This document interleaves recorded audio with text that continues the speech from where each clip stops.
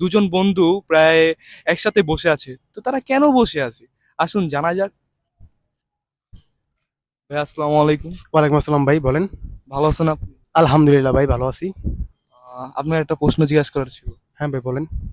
আপনারা যে মোবাইল নিয়ে কতক্ষণ ধরে ভাই ইটিস পিটিস যে করতেছেন, তো আর কি কাকে মেসেজ দিচ্ছেন? আচ্ছা ভাই, একে তো আমি একজন ফ্রিল্যান্সার, আমি মোবাইল না এডিট করতেছি না, আমি আসলে ফোনে কাজ করতেছিলাম ভাই। আচ্ছা। আপনি কি ইনফ্লুয়েন্সার? না ভাই, আমি ইনফ্লুয়েন্সার না, আমি না, একজন। ইমুফ্লুয়েন্সার তো আর ছেলেরা হয় না, না, না, এটা ইমুফ্লুয়েন্সার তো হয় মেয়েরা মেয়েরা। হয় এটা এটা গুলশান বনানীতে আপনি জিজ্ঞাসা করলে পাবেন যে ইমুফ্লুয়েন্সিং কারা করে। হ্যাঁ, হ্যাঁ, কিন্তু ভাই। আপনি হ্যাঁ। বলেন কি বলতেছেন। ইমুফ্লুয়েন্সিং তো ছেলেরা হয় না, ইমুফ্লুয়েন্সিং তো এই গুলশান বনানীর মেয়েরা করে ইমুফ্লুয়েন্সিং। এটার তো একটা মানে কি বলে যে একটা আধুনিক নাম দেওয়া হয়েছে এটাকে। হ্যাঁ, মানুষ তো আধুনিক নাম দিয়েছে, কিন্তু ভাই, লোকলজ্জার কারণে মানুষ ওরকম ভাবে আমরা বলতে পারে না। আমরা আগে ফ্রিল্যান্সিং মানে বুঝতাম কি, আমরা ঘরে বসে যারা অনলাইনে ইনকাম করতাম সেটা ফ্রিল্যান্সিং বলতাম, কিন্তু এখন আমরা কি বলবো ভাই, যুব সমাজটা বর্তমানে এরকম একটা উচ্ছৃঙ্খল ভাষা ইউজ করে ফেলেছে যে ইমো ফ্রিল্যান্সার কথাটা শুরু করছে। এটা আসলে ঠিক না। যদিও ফ্রিল্যান্সার মানে কি, মানে স্বাধীন। ফ্রি মানে স্বাধীন, আর ফ্রিল্যান্সার মানে স্বাধীনভাবে ইনকাম, এরকম একটা জিনিস বোঝায়। তো ইমোতে এই জিনিসটা, এটা আসলে একটা খারাপ জিনিস ভাবে যারা বর্তমানে যুব সমাজ অনেকভাবে নষ্ট হয়েছে, কিন্তু আজকাল মেয়েরাও কিন্তু পিছিয়ে নেই। অনেক মেয়েরা এই মতো অনেক খারাপ ভাবে, খারাপ ইঙ্গিত ভাবে, খারাপ ভাবে ভিডিও ছাড়াইছে, ওই ভিডিওগুলোর মাধ্যমে তারা মানুষ থেকে টাকা নেয়, অনেক কিছু করে। এই যে তো এই যে ফোনটা যে কিনছি, এই যে আইফোন, এই ফোনটা অনেক কষ্ট করে কিনছি। মানে এই যে এখন একটা কিডনি কিন্তু নাই আমার ভাই, এই যে এক পা এই কারণে উঠে পড়ছে। হ্যাঁ, কিন্তু যারা ইমোফিলেন্সিং করে তারা মানে একদিনের ইনকাম, তারা কক্সবাজার একটা ট্যুর দিলেই হয়ে যায়।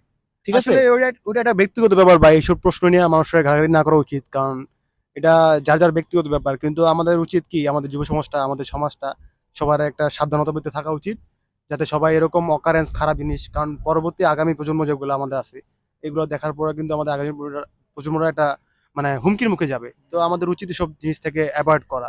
তা আমরাও আশা করবো আপনার এরকম নিউজ থেকে একটু, মানে এরকম নিউজগুলো একটু ভালোভাবে পজিটিভভাবে ইয়া করেন, মানুষ যাতে এগুলো সচেতন হয়, যাতে যাতে এই খারাপ জিনিস না যায় মানুষ। এটা হলো আমাদের জন্য ভালো হবে। তাহলে মেয়ে ছেলে ছাড়া কিভাবে ফ্রিল্যান্সিং করবে? তো ওইটা ওইটা ভাই, এটা পার্সোনাল জিনিস হয়ে যায়, যদিও আমি এটা সম্বন্ধে কোনো তথ্য দিতে চাচ্ছি না, কারণ জিনিসটা অনেক ডিফারেন্ট জিনিস। কিন্তু যারা এসব করে, এইসব আসলে ভালো না জিনিসটা, আমাদের আগামী প্রজন্মের জন্য, আমাদের ছোট ভাই ব্রাদার বা আমাদের ছেলে সন্তানের জন্য সবগুলা, বা মেয়ে সন্তানের জন্য অনেক খারাপ জিনিস। তো এসব নিয়ে এগুলো এগুলো বিশেষ করে গুলশান বনানীর মেয়েরা এইসব ইমোফিলেন্সিং করে আইফোন কিনে, আর আমরা ছেলেরা অনেক কষ্ট করে আইফোন কিনছি কিডনি বিক্রি করে।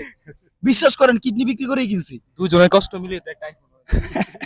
না, এটা আসলে এটার জন্য আমি বলবো যে একজন মেয়েই দায়ী।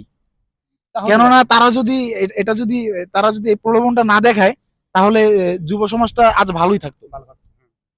তা আমাদের উচিত এরকম থেকে জিনিসটা অ্যাভয়েড করা উচিত। তা আপনারা মিডিয়া পার্সন যারা আছেন, তো আপনারা নিউজগুলো করেন যাতে এরকম ভাবে না করেন, যাতে এগুলো যাতে যাতে তারা যেন ইমোফিলেন্সিংটা বন্ধ হয়, বন্ধ হয়, এর বিরুদ্ধে আমাদের রুখে দাঁড়াতে হবে। এরকম একটা প্রতিবেদন করেন, কিন্তু আপনারা এগুলো প্রমোট করেন না, এটা রিকোয়েস্ট। কারণ প্রমোট করলে এগুলা আগামী প্রজন্মের জন্য অনেক খারাপ হবে, কারণ এটা একটা ভয়াবহ রূপ নেবে।